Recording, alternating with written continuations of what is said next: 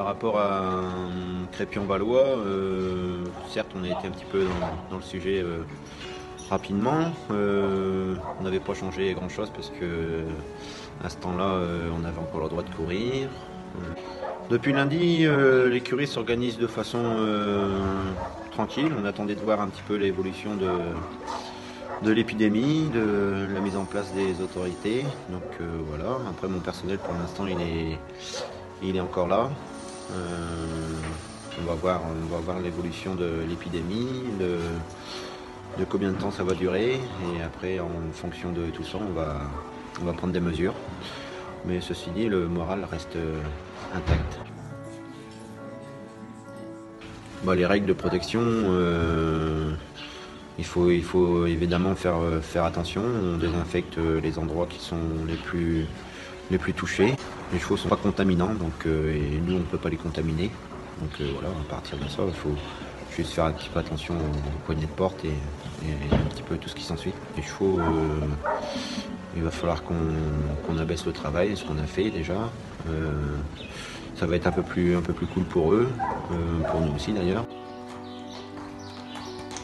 Non, on va pas les travailler dur. On va attendre qu'on en sache un peu plus sur la durée du confinement, de la reprise des courses, parce qu'il y a personne qui est en mesure de nous dire à quelle date précise ça va reprendre. Donc on est un petit peu dans l'attente, mais ils vont rester en activité.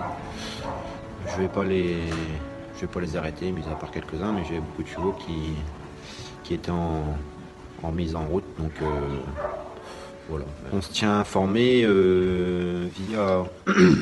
via Infonet avec les newsletters qui passent, avec les collègues qui appellent, on prend un peu de nouvelles de tout ça, mais de toute façon il n'y a qu'un seul patron, c'est le virus, quoi. Si nos autorités sanitaires arrivent à le dissiper rapidement, on va en être que gagnants.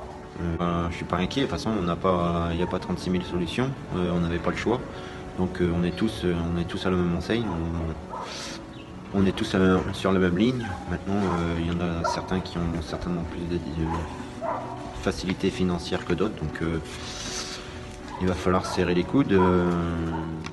Les entraîneurs qui n'ont pas eu la chance d'avoir des chevaux pour l'hiver et tout ça, qui avaient programmé leur début de saison, c'est sûr que ça va être dur financièrement pour eux, mais il faut qu'ils soient forts, faut qu'on arrive à s'épauler. Si on peut se donner un coup de main les uns les autres, on en sera plus gagnant. À la reprise des courses, tout le monde va vouloir courir, donc pour courir il va falloir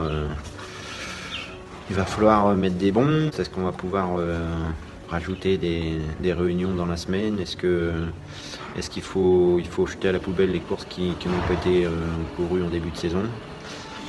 Il va falloir en parler avec tout le monde, savoir si on est sur la même longueur d'onde.